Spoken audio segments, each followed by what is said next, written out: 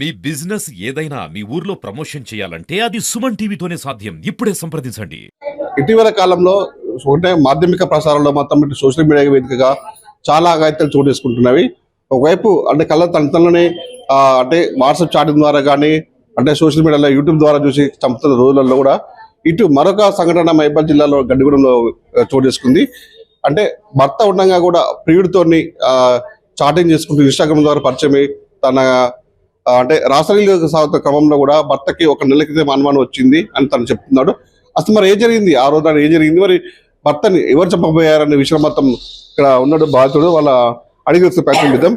ఏం పేరు నీ పేరు? నా పేరు ప్రసాద్. ప్రసాద్, ఏం జరిగింది ప్రసాద్? ఏం జరిగింది? నైట్ నా మీద అటాక్ జరిగింది. మా భార్యతో వచ్చిన ప్రియుడు కలిసి నా మీద అటాక్ చేశారు. మెడకాయ బట్టి కత్తితోటి ఎక్కడ పడితే అక్కడ కొయ్యడం, పొడవడం, ఆ భార్య కూడా లేచి మెడకాయ బిస్కడం అలాంటిది జరిగింది. ఎందుకు చంపాలనుకున్నాను? మరి ఎందుకు చంపాలంటే వాళ్ళకి అడ్డం నేను ఉన్నా కాబట్టి. ఏనికి అడ్డం నువ్వు? ఇప్పుడు వాళ్ళకి నేను ఎందుకు అడ్డం అంటే నేను అడ్డం లేకుండా వాళ్ళిద్దరూ హ్యాపీగా ఎక్కడికైనా వెళ్ళి బతికేటోళ్ళు కదా.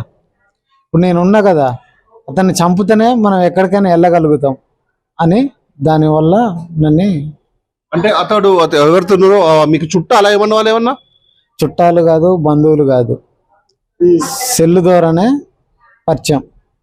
మీ భార్య ఎప్పుడైనా అతనితో మాట్లాడుతున్నా కానీ చాటింగ్ కానీ మెసేజ్ పెట్టాడు కానీ చూసినప్పుడు గమనించాను ఎవరన్నా? గమనించేది కానీ కాకపోతే మనకి అంత ఐడియా లేదు.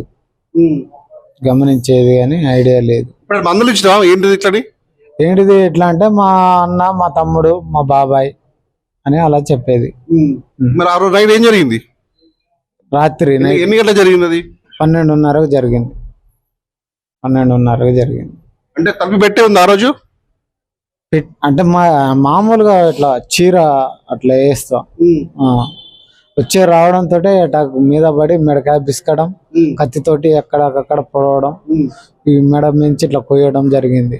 నీ భార్య పక్కనే పడుకుంది కదా, మీ భార్య లేపినవా నువ్వు? నేను మా భార్యను లేపంగానే మా భార్య కూడా లేచి వచ్చి నా మెడకాయ పిసికింది. నీకు అర్థం కాదు అప్పుడు ఏం జరుగుతుందని?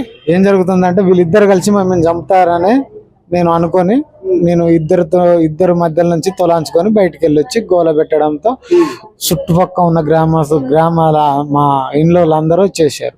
వచ్చి వాడిని పట్టుకుని బంద్ చేయడం జరిగింది. మరి కేసు ఏమన్నా పెట్టినాం. మర్డర్ కేసు కింద పెట్టాం. ఇద్దరు పేరు. నీకు పిల్లలు ఉన్నారా?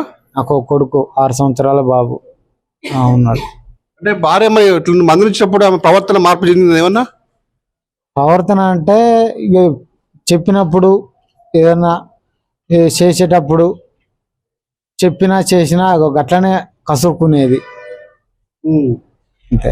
అంటే ఆ రోజు నీ మీద అంటే హత్యాయత్నం చేస్తున్నప్పుడు పక్కనే ఉంది, పక్క ఎవిడెన్స్ తో వచ్చి అత్యాచారం చేశారు.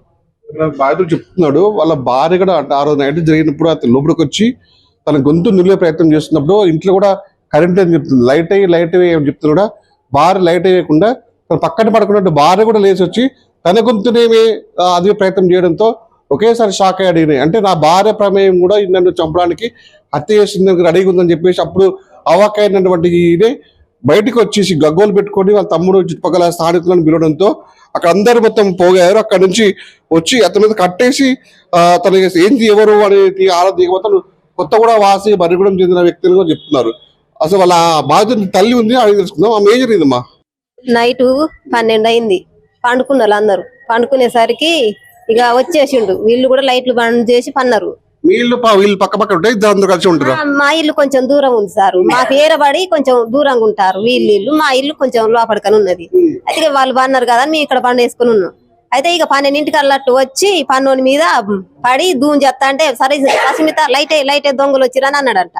అనేసరికి లేచి లైట్ అయ్యలేదు కానీ ఇక ఆమె కూడా ఈయన మీద పడ్డది.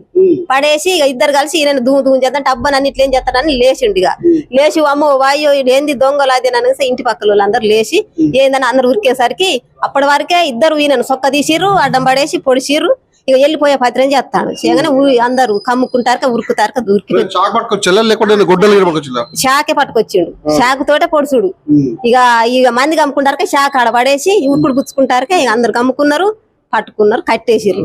మీ ఊరికి ఏంది అది ఇదని నీళ్ళు లొల్లి పెడతారు. ఈ అబ్బాయిని చూస్తారకి నాకు ఊరిచి వచ్చింది. నేను ఇక ఈ పిల్లగాని తోటే తీసుకొని మీ అబ్బాయి పేరు ఏం పేరమ్మా? ప్రసాద్ ఈ ప్రసాద్ ఆ రోజు పడుకున్నప్పుడు కూడా వాళ్ళు వచ్చి గొంతు నూతున్నప్పుడు మీ పక్కన భార్య లేపిండంట, ఆమె కూడా లేచి మీ భర్త పని మొత్తం చంపని ప్రయత్నించిందంట కదా మరి. ఆయన వచ్చి అసలు పినలే ఆడను కూడా రష్మిత లైట్ అయ్యాను అన్న కూడా లేచి లైట్ వేయకుండా ఈయన మీద పడతాంది, మొగన్ మీద పడతాంది. వాడును ఈమె పడేసరికి నాకు దందర ముచ్చుకొని అందరిని పిలిచేసిండు. పిలిచేసేసరికి అందరు కమ్ముకున్నారు, వాని పట్టుకున్నావు. అందరు పిలిచేసరికి పెన్ల మొగలే ఈయనను అసలు సొక్క తీసిర్రు, సొక్క తీసి ఎక్కడికక్కడ పొడి చేసిర్రు. ఈయన అడ్డం పడే సోతుకు వచ్చిండు. వచ్చేసరికి అంటే ఇప్పుడు మీ భార్యకి ఆయనకి సంబంధం ఉందంటారా? మరి ఉన్నది లేదు మనకేం తెలుసు కదా, మరి భార్య సంబంధం లేదు వాడు ఎట్టస్తాడు సార్? భార్య సంబంధం ఉంటేనే వస్తాడు. మరి రాకపోతే రష్మిత లైట్ అయినప్పుడు వేసి ఏంది ఏం కథ అని అంటది కదా. అట్లా అనకుండా భర్త మీదనే భార్య పడ్డదంటే ఉన్నట్ట లేనట్ట అది అర్థం చేసుకొని వాళ్ళందరూ అమ్ముకున్నారు, వాని పట్టిరు కట్టేసిరు. ఇక నా కొడుకుని తీసుకొని నేను హాస్పిటల్కి వచ్చిన. ఊర్లో పెద్ద మనుషులు ఏమంటున్నారు అంత దీని గురించి? ఉన్నారు అందరు మాట్లాడే అన్ని చూసుకొని ఇక మనం పోలీస్ స్టేషన్ కి ఫోన్ చేద్దామని వాళ్ళకి ఫోన్ చేసిర్రు. రిపోర్ట్ చేయంగానే వాళ్ళు వచ్చిర్రు. ఇక తీసుకొని అక్కడికి పోయిర్రు పోలీస్ స్టేషన్ కి. ఇక నా కొడుకుతోటి నేను ఇక్కడనే ఉంటాను నైట్ కాంచెల్లి సర్కార్ హాస్పిటల్. విన్నారు కదా, ప్రియుడు మోజులో పడి ఆ కట్టుకున్న భర్తనే దాన్ని హత్య చేయడానికి మొత్తం పూనుకుంది.